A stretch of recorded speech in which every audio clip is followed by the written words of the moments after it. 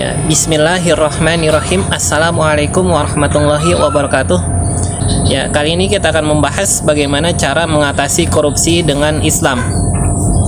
Langsung aja ya, kita mulai pembahasannya. Lord Acton yang hidup pada tahun 1833 sampai 1902 Masehi pernah menyatakan power tends of corrupt, absolute power corrupt absolutely. Kekuasaan itu cenderung korup. Kekuasaan absolut korup 100%. Bukan persoalan sulit membuktikan adanya dugaan mendapatkan uang secara tidak sah, korupsi atau tidak. Toh selama ini ada laporan kekayaan penyelenggaraan negara atau LHKPN sebelum seseorang menjadi pejabat. Sebenarnya alat ini bisa digunakan untuk menilai seberapa besar pertambahan kekayaan seorang pejabat setelah jabatannya berakhir. Sayangnya, sistem pembuktian terbalik ini tidak ada dalam Undang-Undang KPK atau KUHP. Padahal menurut cendekiawan Muslim Muhammad Ismail Yusanto, cara ini sangat mudah dan efektif.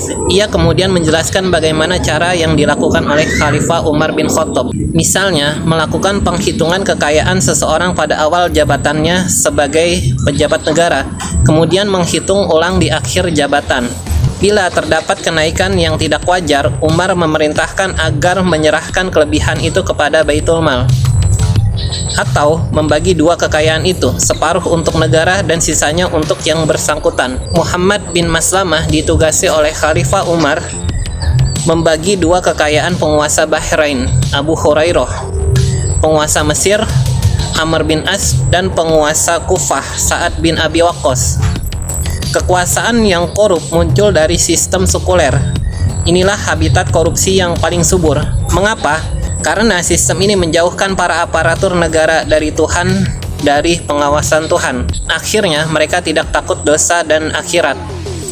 Di sisi lain, sistem demokrasi sebagai bentuk pemerintahan sistem sekuler malah mendorong orang untuk korupsi. Bagaimana tidak? Untuk kedudukan politik atau kekuasaan memerlukan biaya tinggi, sementara uang sendiri tak mungkin bisa mencukupi itu kecuali memang sangat kaya raya, utang atau mendapat dukungan pengusaha sebagai jalan keluarnya.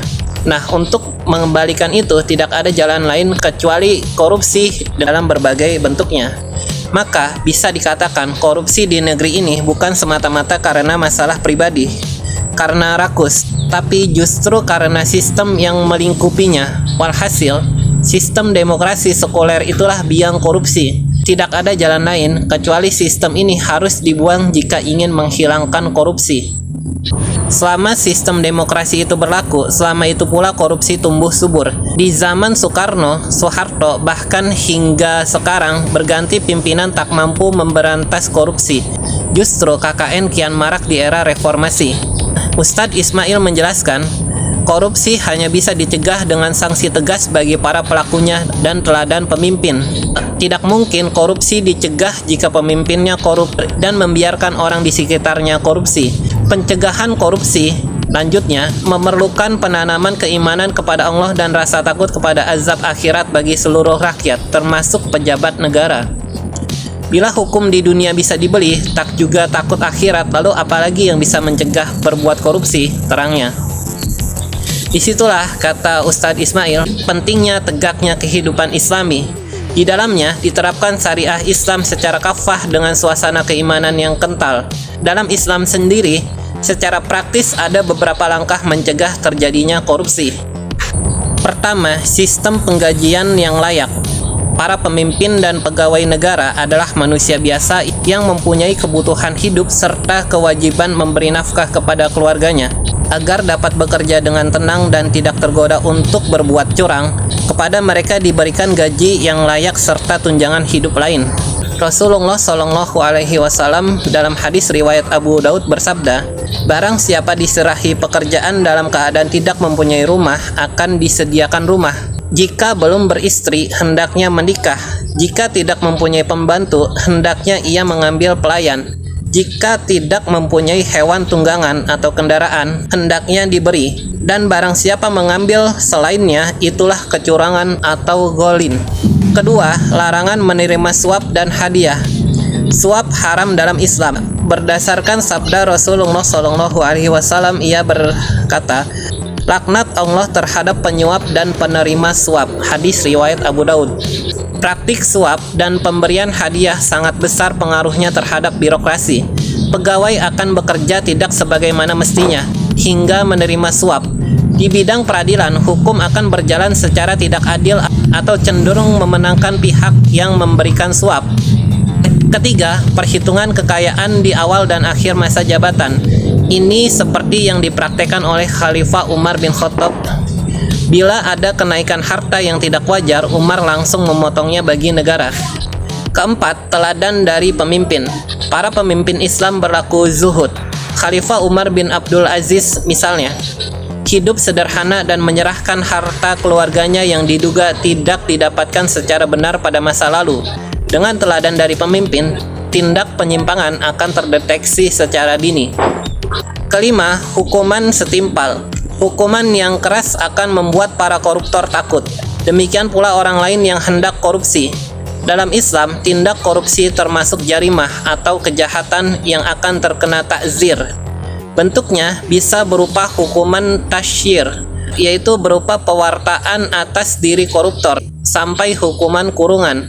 Bahkan hukumannya bisa sampai hukuman mati bila korupsinya membahayakan ekonomi negara. Keenam, pengawasan dari masyarakat. Kontrol ini akan mempersempit ruang gerak penyimpangan kaum birokrat. Demi menumbuhkan keberanian rakyat mengoreksi birokrat, Khalifah Umar di awal kepemimpinannya mengatakan, "Apabila kalian melihatku menyimpang dari jalan Islam, maka luruskan aku walaupun dengan pedang." Menyambut seruan Umar, berdirilah seorang laki-laki dengan lantang berkata, "Kalau begitu, demi Allah, aku akan meluruskanmu dengan pedang ini."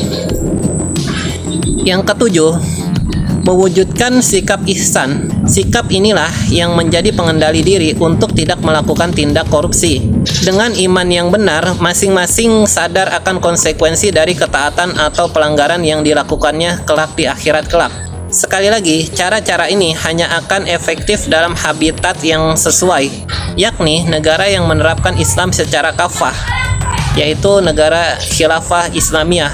Ya, demikianlah pembahasan kali ini ya, semoga bermanfaat untuk kita semua ya, terutama untuk bisa menyadarkan masyarakat tentang realitas politik saat ini yang penuh dengan korupsi. Apa yang menjadi penyebabnya, bagaimana seseorang bisa melakukan korupsi. Yang menjadi penyebab korupsi di negeri ini dan juga di seluruh dunia adalah diterapkannya ideologi kapitalisme dan sistem demokrasi yang menjadi jalan bagi semua orang untuk bisa korupsi dalam sistem pemerintahan demokrasi.